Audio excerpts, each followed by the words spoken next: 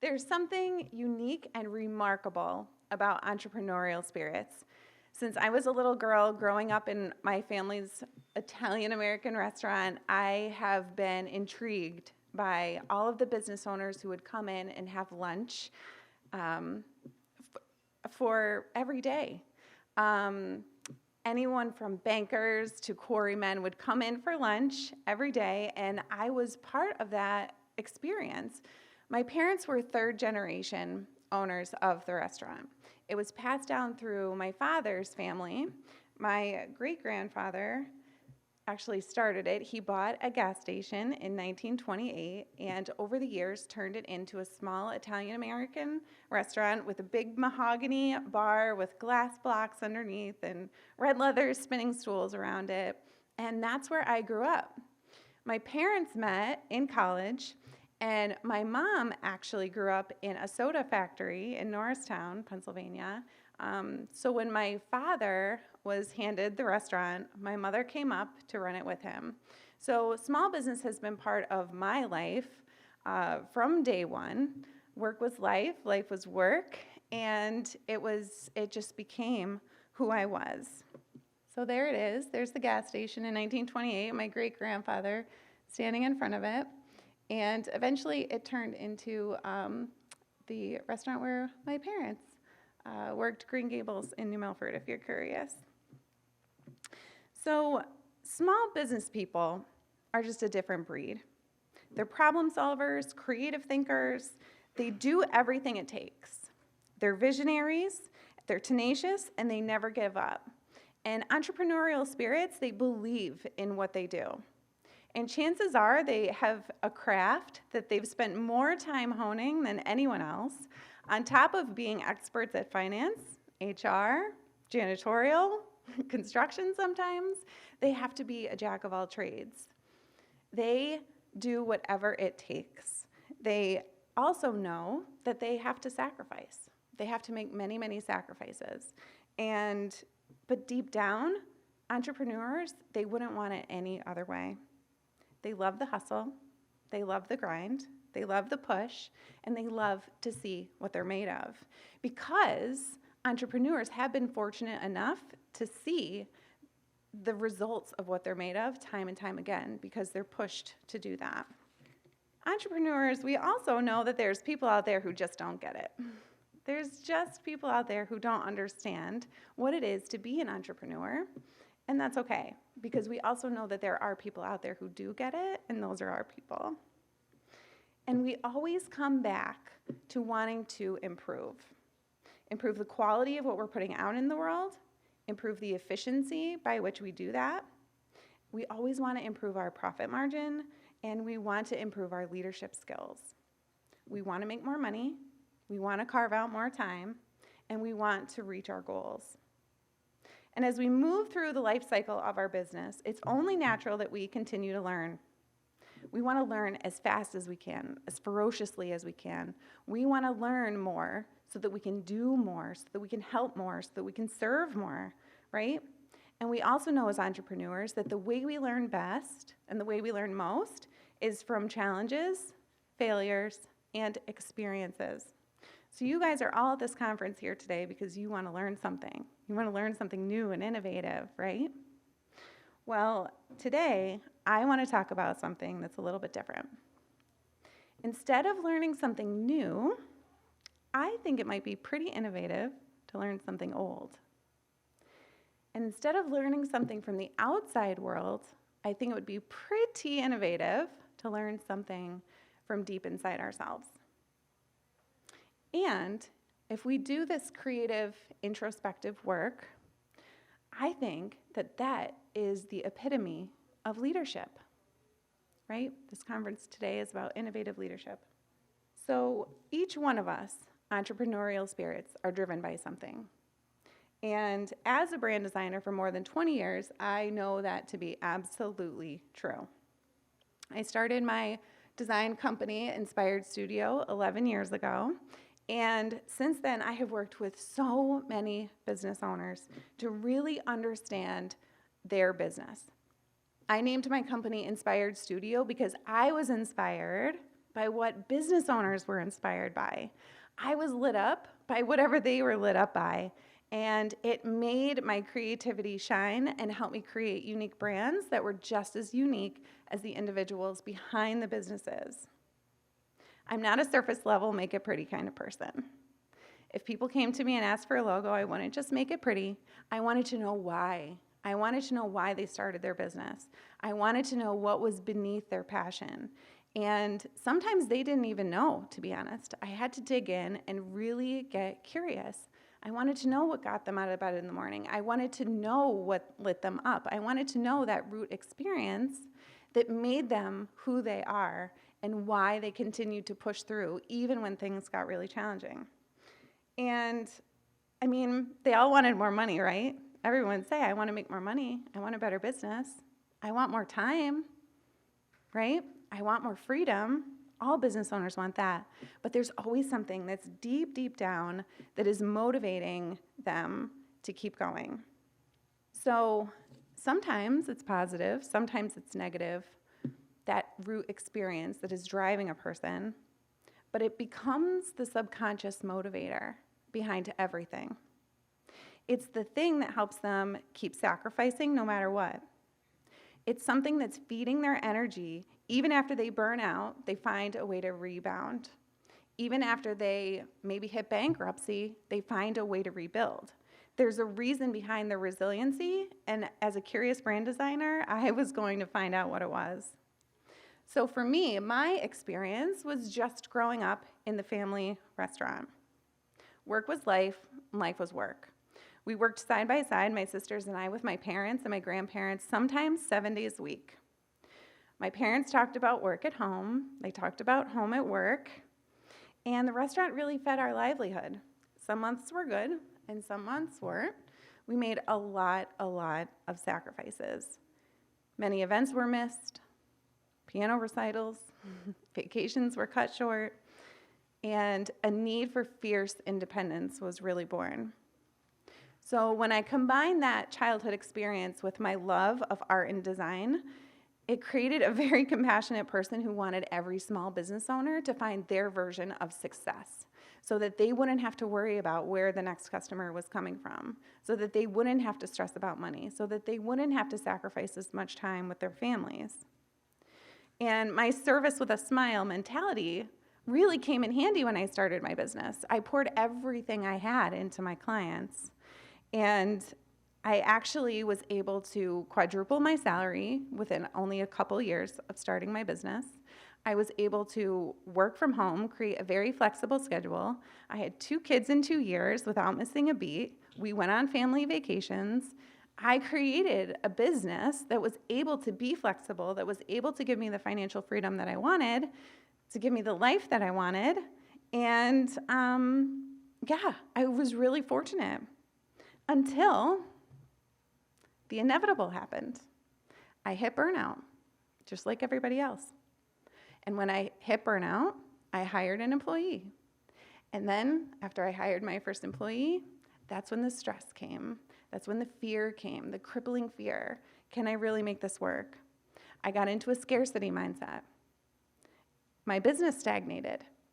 And then I became depressed.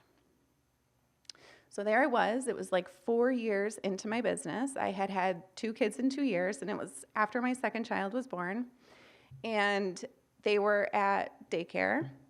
And I remember at the time, it was 1 o'clock in the afternoon. I was laying in bed, and I look over at the clock, and it said 1:06. And I thought to myself, oh my God, my parents would kill me if they knew I was still in bed right now. When you grew up in a family restaurant, like you work, there's no laying around. And I remember I was laying there, I hadn't eaten, I hadn't had a sip of water all day, and I was like, why am I so unhappy right now? I have built a life of my dreams. I had 2 healthy kids, a healthy business, a healthy marriage. I had nothing to be upset about, and I felt even more guilty that I was feeling depressed and had living this dream life that I created. And in that moment, I remembered a podcast I had been listening to by Dr. Shannon Irvin, who was a doctor of neuropsychology. And she mentioned something in her podcast. She said, A thought always precedes an emotion. So in that moment, I think that's why I remember it so vividly, I remember thinking to myself, if a thought always precedes an emotion, then what is the thought that is making me feel this way right now? I have everything I could want. What is it that is making me feel this way? And my creative, problem-solving, entrepreneurial spirit mind went to work and tried to dig in and figure out what it was. And I didn't figure it out that day. But when I did, I realized that sometimes the biggest driver to your success is also the biggest block. I'm going to repeat that because that's so important. Sometimes the biggest driver to your success is also your biggest block. So that deeply rooted experience, your origin story, the thing that motivates you as an entrepreneurial spirit, the thing that gives you that passion and purpose no matter what, is also the very thing that is holding you back from achieving your next level. It's the golden thread that is woven throughout the entire tapestry of your life. Your relationships, your finances, your wealth, your health. It's holding together a complicated web of truths and lies. And when you find that golden thread hidden deep inside your subconscious mind, you don't have to rely on willpower and caffeine to achieve your version of success anymore. Instead of learning more, you can unlearn what you think you already know, and you'll naturally step into your next level with a little more confidence and a lot less resistance. So here's how I found mine. I became so obsessed with this idea that a thought always precedes an emotion. I went to actually become certified as a neuro coach through Dr. Shannon's rigorous program. And it was through that process that I actually found my golden thread. And there was another woman in the program from Pennsylvania, so immediately we connected and we said, let's coach each other. So every other week we would coach each other virtually. And it was just during one of those practice sessions where she was asking me the normal questions. I answered, I don't matter, it's not about me. And she said, Maria, do you realize what you just said? And I said, yeah, I don't matter. It's not about me. It's about my clients. And she's like, Maria, is that really true? And I was like, yes, it is so true. Trust me. It is not about me. I started my business because I love my clients. I love their passion. It is not about me. It's about them. And she's like, Maria, I'm not letting this go. Where else in your life does I don't matter, it's not about me show up? And that's when it hit me. I sat there. Tears started to fill my eyes, and my life flashed before me, my entire life. I thought about being a kid and having to find rides to piano recitals because my parents couldn't make it. I remembered getting bullied through middle school and high school so terribly and just turning the other cheek because, God forbid, I ever upset anyone. I remembered graduating early from college, hustling to get all my credits because I didn't feel like I fit in. I remembered staying with emotionally abusive partners because they told me they loved me. I remembered getting married and divorced before I was 28 years old. And actually, I remember writing the copy for my website. Our clients are the reason we are here, the focus of our efforts, the subject of our spotlight. In this business, it's not about us. Nothing we do is for us. This is a business of service, of giving, of inspiring. We do what we do best so others can shine, attracting their ideal customer.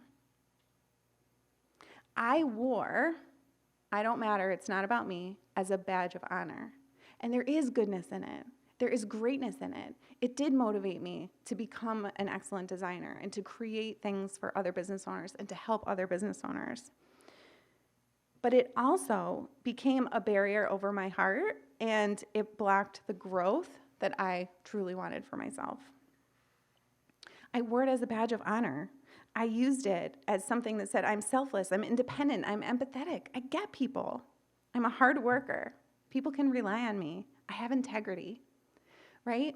We all have these badges of honor that we stand by, but it might also be the thing that's holding us back.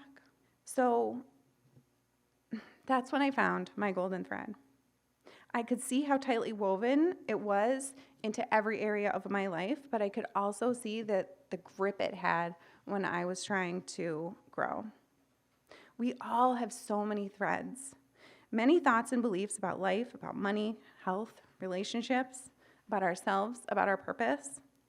And usually there's one beautiful golden thread twisted with a positive side and a negative side that connects them all. The golden thread is who we believe we are. It's our identity. That's why we don't see it. We're too close to it. The golden thread is buried so deep beneath layers and layers of stories and experiences. The brain is so complicated and so complex that I don't think humans will ever truly understand it. But I want to tell you a little bit about how our brains are wired, so maybe you could use it. But before I do, I have to warn you, this work will change your life. This work changes your life. It changes you from the inside out. It's changed me, and I've seen it change many of my neuro coaching clients. It starts with catching your thoughts. You start to catch those automatic thoughts. Then you start to catch the words that you say out loud. Then you start to catch what other people are saying out loud. Somebody might make a mistake and say, "Oh, I'm such an idiot." And then you stop them and say, No, you're not. Don't say that. Words are powerful. Then you start to notice your habits. And you get curious. Why are you doing this? Why am I doing this? Why am I eating this ice cream every single night? Why have I tried this diet and it's failed over and over again? Could it be that I didn't know my golden thread? And I believe that that's the truth. Yes. I think your golden thread is the answer to how you think, how you speak, how you carry yourself, how you dress, how you show up in the world, how you eat, how you love, how you work, how you rest. It's connected to everything. It's the answer to why you didn't go for that pitch, why you didn't make that hire, maybe why you didn't invest in that business.